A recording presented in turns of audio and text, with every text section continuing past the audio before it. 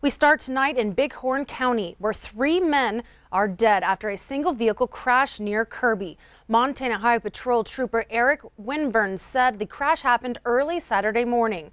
Winburn says the vehicle went off the right side of Highway 314 for unknown reasons. The vehicle went down an embankment, overturned, and landed in a creek. 3 adult men in the car were killed in the crash, and it's unknown if alcohol or drugs are factors in this crash. A male driver has been arrested for a DUI after crashing his car into a fence this afternoon in the Billings Heights. The crash happened just after 2 p.m. and according to Billings police officer Tyrell Flaming, the 27-year-old male crashed his Volvo into the backyard of 563 Killarney Street. The crash punched a hole in the vinyl fence at the property. Officer Flaming was not able to say which way the vehicle was traveling at the time of the crash. The driver, those who were inside in the home were not injured, and the driver was arrested on charges of DUI. Well, state fundraising reports released this week highlight what is likely to be a highly contested campaign for Montana governor next year.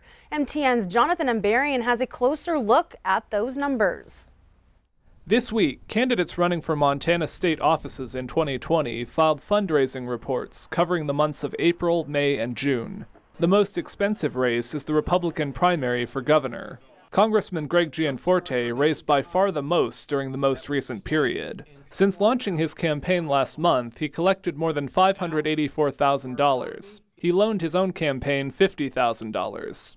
Attorney General Tim Fox raised about $109,000 in the last quarter, bringing his total for the year to about $312,000. State Senator Al Olszewski of Kalispell reported just over $142,000 over the last 3 months, including a $100,000 loan he made to the campaign. In the Democratic primary, House Minority Leader Casey Schreiner of Great Falls has collected almost $33,000 since launching his campaign in June. Former State Representative Riley Neal of Livingston also entered the race last month and has raised $325. Lieutenant Governor Mike Cooney launched his campaign after the most recent deadline, so he didn't have any fundraising to report. All of these candidates are running to succeed Governor Steve Bullock, who is termed out and cannot run again in 2020. In Helena, Jonathan Ambarian, MTN News. You can find more information about the fundraising and other statewide races at our website. Well, national news, Southern California felt its strongest earthquake in at least 20 years Friday night. The 7.1 magnitude quake was centered near Ridgecrest, where emergency teams were already responding to Thursday's quake. There's more damage this time, but so far no reports of significant injuries or deaths. Joy Benedict has the latest from Pasadena, California.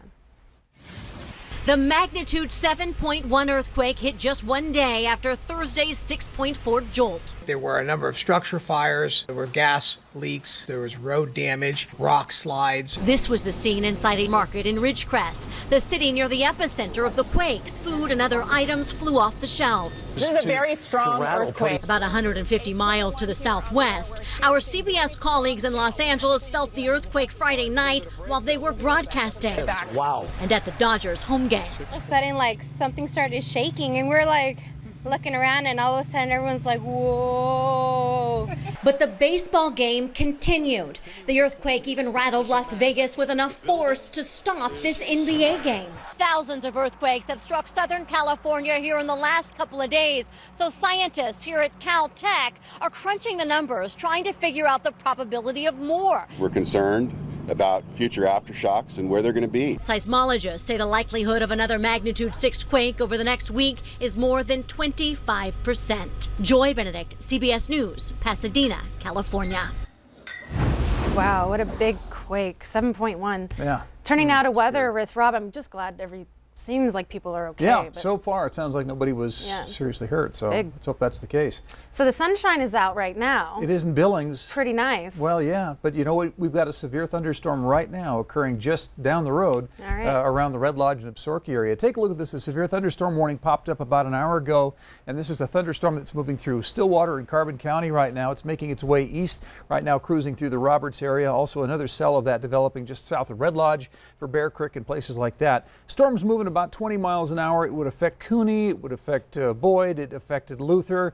Roberts obviously picking up maybe 60-mile-an-hour wind gusts, quarter-size hail. So there is the potential for damage on cars and property. You just want to be very, very careful. I'll pull back a little bit and show you really the rest of eastern Montana, central Montana doing okay, but there's a thunderstorm warning that's just popped up north of Helena there. So there is some potential for some severe weather this evening. We'll be taking a look at that, as well as a complete statewide Q2 storm tracker forecast. Zoe? All right, thanks, Rob. Well, the weather was just right for a muddy racetrack and some friendly competition today.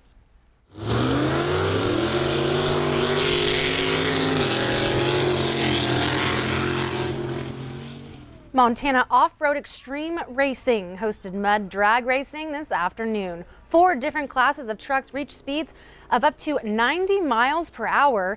Drivers maneuvered through 18 inches of mud, all while keeping some good sportsmanship. It's all of us together. We have a good rapport with everybody here. Everybody likes to race everybody else. You're not holding that wheel steady. You're working it back and forth, plus you're shifting at the same time. We have Dash for Cash. We like to get our spectators involved with everything of it. It's a family deal. You know, we want everybody to participate in it. We all got a bunch of redneck in us, and it shows. Looks like a good time. Well, as people do head out onto the water this holiday weekend, outdoor reporter Winston Greeley offers some tips to help ease conflicts on Montana's boat ramps. As more and more people use Montana's boat ramps and fishing access sites, rising conflicts can occur. But if everyone follows some simple rules and etiquette, boaters, anglers, and tubers can all get along. Prepare your craft before launching. When launching or retrieving, do as much preparation as possible off to the side before you reach the ramp. Inflate rafts, inner tubes, and other inflatables away from the ramp. Park in the right place. Don't park your vehicle in areas designated for boat trailers. Once on the water, move away from the ramp while doing final adjustments so others can use the boat ramp. Socialize on the sidelines. Don't block the ramp for conversations or pictures. Don't swim, wade, or do things that blocks boaters from getting into or out of the water. And finally, thank an angler. Anglers through the purchase of fishing licenses pay for most of the acquisition and maintenance of Montana's fishing access sites. I'm Winston Greeley, out among Montana's fish, wildlife, and parks. All right, thanks, Winston. Well, stay with us. More to come on the 5:30 news. A new game to help boost the confidence of college students. After the break, we learn more about how a web and texting campaign uses gaming skills to guide students through academic, financial, and even health concerns. And later in sports, Scott gives us a sneak peek at Millstone Cowboy J.R. Vizane and his will to walk after breaking his back last rodeo season.